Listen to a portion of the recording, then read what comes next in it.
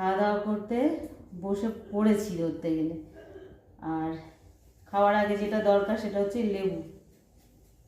আর কদিন সাদা মূলো আনছিল, সাদা মূলো স্যালাডে খাওয়া হচ্ছিল, কিন্তু আজকে আর নেই, তাই খাওয়া হবে না। আজকে অনেক কিছু রান্নাও হয়ে গেছে। আজকে এত দেরি হয়ে গেল, বেলা হয়ে গেছে রান্না করতে গিয়ে। এই যে লেবু কেটে নিয়েছি। আর আজকে এই যে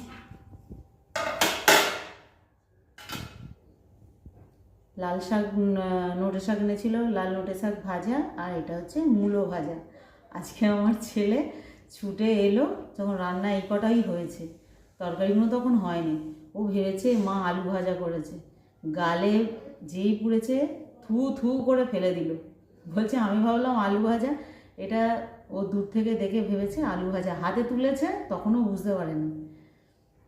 এটা হচ্ছে সাদা মূলো, কদিন ছিল শুকিয়ে যাচ্ছিলো, তাই ভাবলাম ভেজে নিই, তো সেটাই এটা ভেজে নিয়েছি। আজকে ব্যাটা ঠকে গেছে। আর এটা হচ্ছে একটা আমার জন্য সাদা ঝোল করেছি। এখানে ওই ওলকপি, কড়াইশুঁটি, বিট, আলু আর মাছ দিয়ে একটা ঝোল করেছি। আর এখানে তো ভাত হয়েই আছে। আর এখানে এই যে হয়েছে দই কাতলা, একদম গরম গরম, দুটো গ্যাসে জেলে তরকারিগুলো করা হয়ে গেল। এখন হয়েছে ওইটা হচ্ছে দই কাতলা, আর এইটা হয়েছে এই যে পটল চিংড়ি।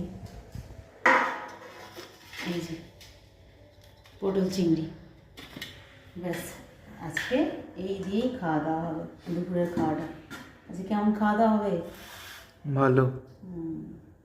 একবার তো ঠকে গেছে, আমাকে বলছে এরকম করে কোনোদিন আর মূলো ভাজবে না, লম্বা লম্বা করে আলুর মতো করে ভাজবে, তাহলে দেখলে বুঝতে পারবো আমি। আচ্ছা ঠিক আছে।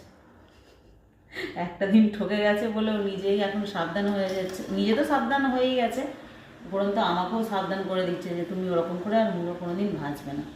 ঠিক আছে, তো চল খাওয়া দাওয়া করতে বসেই তো পড়েছি। এবার খালি ভাতটা বাড়বো, এখনও কত মশাইয়ের চান হয়নি, দুই ছেলের খালি চান হয়েছে। চলো খাওয়া দাওয়া করে নিই, টাটা।